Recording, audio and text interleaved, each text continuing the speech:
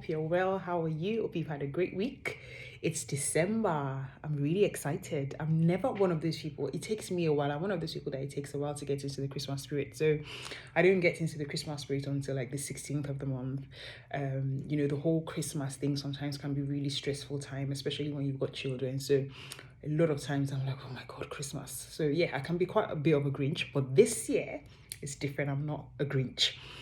My children were really shocked this year when I but when I took part in the putting up Christmas tree and decorations, because it's not something that I do. It's the kids and daddy's job. But they were like, Mom, what's wrong? It's been a really long year, and anything that we can use to spark joy, I'm really looking forward to. So I'm looking forward to Christmas.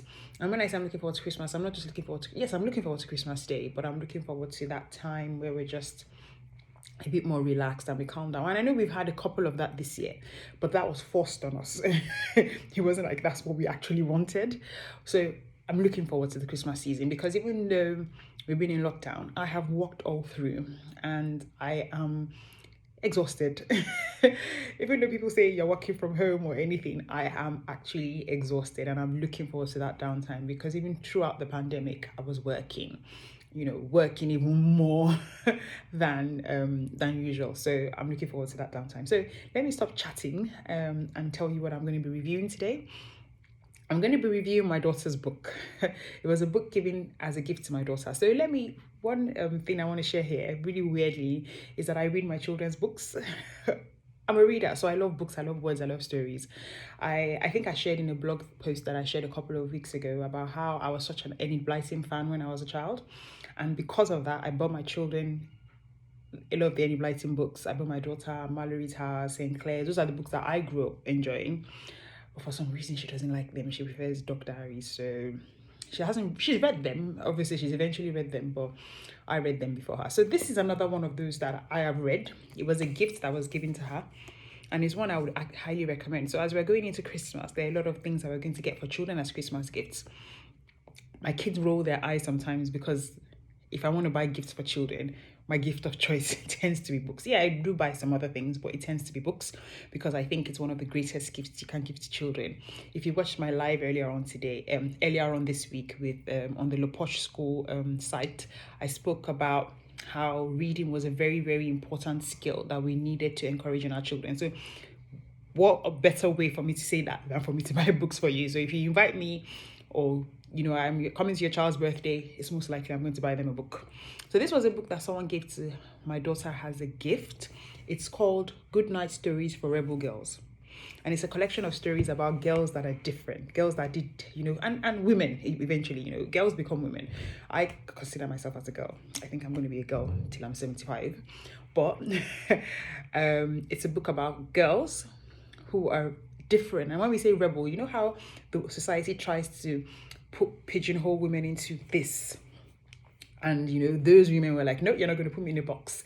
And it's a collection of those stories. So there's two in the collection, and another day maybe I'll do the one of the second one. And I was really grateful to get this book, and I have started reading it as well. So I'm going to read the story of one of the women that I found really, really intriguing. Oh my God, I think I've covered it up. Oh yeah, I found it. Oh my God. Don't mind me, I found it. So the book is called the person. Let me show you, and it's a very colorful book. I'll show you elements of it. It's such a colorful book. I really love it. Can you see? It's such a great book, and my daughter really, really enjoyed it. But I'll read one story from one of the women, and then I'll just give you my thoughts on it. So the name of the woman is Nanny of the Maroons, Queen, and I'll just quickly read the story and then I'll discuss about it. Once upon a time in Jamaica, there lived an escaped slave with royal African ancestors. Her name was Queen Nanny, and she was a leader of a group of escaped slaves called the Maroons. At the time, Jamaica was occupied by the British. They enslaved Africans and deported them to Jamaica to work on sugarcane plantations. But Queen Nanny wanted freedom for herself and for her people. So she escaped, freed many other slaves, and led them into the mountains, where they built a village called Nanny Town. The only way to Nanny Town was along a narrow path through the jungle. Queen Nanny taught the Maroons to cover themselves with leaves and branches to blend in with the jungle. As British soldiers walked through the forest in a single file, they had no idea they were surrounded.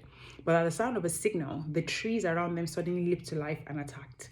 Nanny Town had one problem though: its inhabitants were hungry. One night, weak with hunger and worried for her people, Queen Nanny fell asleep. She dreamed of one of her ancestors who told her, "Don't give up, food is at hand." When she woke up, she found pumpkin seeds in her pockets. She planted them on the hillside, and soon her tribe had plenty of food. From then on, the hill near Nanny Town was called Pumpkin Hill. And she lived approximately from 1686 to 1733 in Jamaica. That's a very, very intriguing story, isn't it? Very, very intriguing story. And it's a story that I never knew. And that's one of the reasons why I love, as I said, I really love reading my children's books, because I learn new things. For me, reading is not just an exercise in just reading. I want to learn. I like seeking. I consider myself a lifelong learner. So reading things that my children read allows me to be able to see things that they're learning, and I also learn as well. So that nanny story was a very, very important one. It showed you that there is this myth that women were always in the background of things, and it can show you from 1686 in Jamaica, a woman of African descent led her people, gave military strategies on how they could actually escape slavery. Not just escape slavery, but also be able to fight back against oppression. So it goes against every stereotype, every narrative that we are told about women, and especially African and Black women. Another story I'm going to read quickly is from page 164, Rita Levi Montalcini. She was a scientist. When Rita's nanny died of cancer, she decided to become a doctor. She was particularly fascinated by neurons, the stuff our brain is made of. So after graduation, Rita worked with an extraordinary professor named Giuseppe Levi and with a group of outstanding fellow scientists from her class.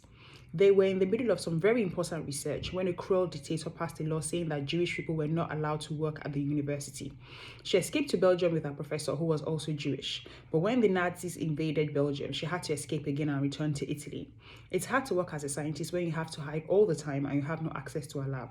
But Rita did not give up. She turned her bedroom into a small research lab. She sharpened sewing needles to create surgical instruments. She placed a small operating table in front of her bed where she dissected chickens and studied cells under a microscope. When her city was bombed, Rita escaped again, then again. From hideout to hideout, no matter how difficult, wherever she went, she kept on working. For her work in the area of neurobiology, she was awarded the Nobel Prize for Medicine, which made her the third person from a medical school class to win a Nobel Prize. She lived from April 22nd, 1909 to December 30, 2012, and she was Italian. And this is a quote from her. "Above all, don't fear difficult moments. The best comes from them." I love that quote. Above all, don't fear difficult moments. The best comes from them. And so this is her picture. And yeah, it's such a fascinating story about resilience, about the ability to be able to make do with the situations. Sometimes nowadays, through this year, we've lived through a pandemic, and we kind of think, oh my God, it's been really difficult. And I'm not discounting the fact that it's been difficult. But the thing is about the human spirit is that we've evolved. So, people lived during World War I, people lived during World War II. There's been a pandemic before, and people came out. So this situation we are in is going to eventually end, and we are going to come out. Things might change, things are definitely going to change. Things have changed, but the human spirit, the resilient human spirit, is one that is able to adapt. How are we flexible to be able to adapt to those situations? So those stories of those women who were able to overcome adversity, who were able to show such resilience, bravery, and courage in the front of so much difficulties is really inspiring to me. Even though it's a child's book, I found it very inspirational and motivational. And I think that if you have nephews, nieces, because people always think you should only allow girls read books like this, but I also think it's good for boys to see women, female role models. To be fair, I didn't think my son has actually read this book, so I think it's going to be one of the books that I'm going to try and get him to read. So I think it's good for our children to be able to see such stories or such role models. And so if you're looking for a Christmas present, I think it would be a good one to give to a child that you know. But apart from that, even if not for Christmas, I would encourage that you buy books like that. So the book, as I said, is called Good Night Stories for Rebel Girls, and is one that you can read. I think you can actually you can read it for much younger children as well. So that's my review for this week. I'm going to be trying, as well as I do these reviews, to also do reviews for children's books as well, because for me, one of my passions is for us to be able to get our children reading. And when I talk about that, it doesn't mean that it's going to be easy, but I think it's a skill that we all need to give to our children. So thank you so much for watching and have a wonderful week ahead. Thank you. Bye bye.